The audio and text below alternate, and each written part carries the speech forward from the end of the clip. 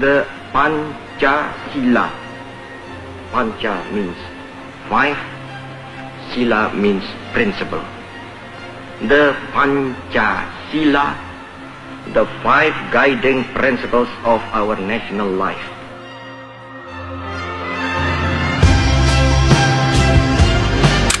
Hai semuanya, saya Raisa Maria, bertarigan dari program studi psikologi Fakultas Humaniora dan Ilmu Kependidikan dari Universitas Katolik Musikaritas. Pada kesempatan ini, saya kembali menyampaikan tugas Pancasila yang diampu oleh Bapak Victorianus Supriyantoro, A.M.A.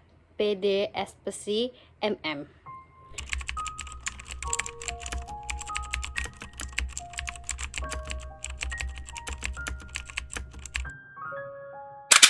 Kita hidup di dunia yang ramai oleh opini, ramai oleh penilaian. Semua orang ingin dianggap benar, semua orang ingin didengar. Tapi di tengah itu semua, kita jarang berhenti sebentar untuk bertanya kepada diri sendiri, apa arti nilai Pancasila kalau hanya kita ingat di buku atau saat ujian saja.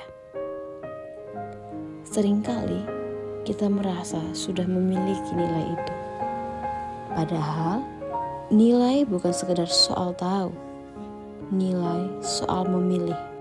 Memilih cara bersikap, memilih cara bertindak, bahkan memilih saat tidak ada yang melihat.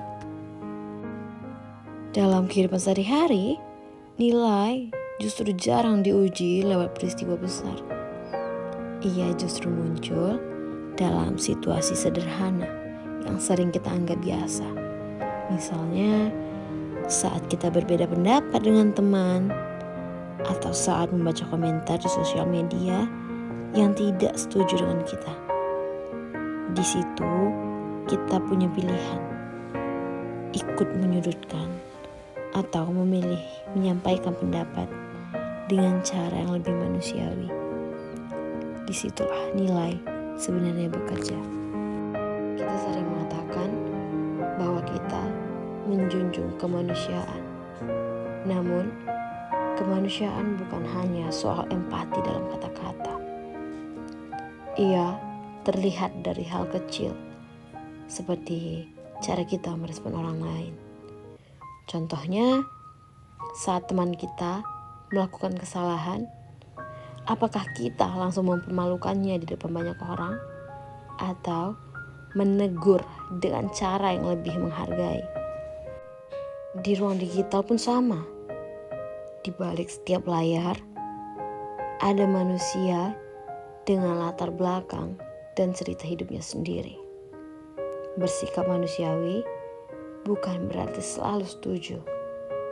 Bersikap manusiawi berarti tetap menghargai martabat orang lain. Inilah wujud nilai kemanusiaan yang diajarkan dalam Pancasila. Perbedaan pendapat juga sering dianggap sebagai masalah. Padahal perbedaan adalah bagian wajar dari kehidupan bersama. Contohnya dalam diskusi kelompok atau organisasi. Pendapat kita tidak selalu diterima. Disitulah demokrasi kembali diuji. Apakah kita mau mendengar pendapat orang lain atau justru memaksakan pendapat kita sendiri? Demokrasi tidak mengajarkan kita untuk selalu menang dalam argumen. Demokrasi mengajarkan kita untuk mendengar dan bermusyawarah. Memberi ruang bagi suara lain adalah bentuk nyata nilai demokrasi dalam kehidupan sehari-hari. Nilai tanggung jawab sosial juga sering dianggap sebagai hal besar. Padahal ia justru terlihat dari sikap sederhana. Misalnya, menepati janji ketika mengerjakan tugas kelompok, datang tepat waktu karena menghargai waktu orang lain. Hal-hal kecil inilah sering dianggap sepele. Padahal dari situlah keadilan sosial dibangun. Keadilan tidak selalu lahir dari aturan besar, tetapi dari sikap jujur dan adil. yang dilakukan secara konsisten.